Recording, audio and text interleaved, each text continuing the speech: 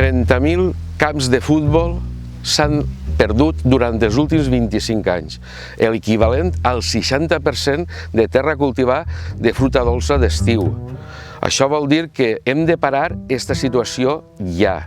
Tenim camps on gent jove, amb tècnics, amb ganes, amb voluntat, estan aconseguint veure com canvien aquesta situació de canvi climàtic.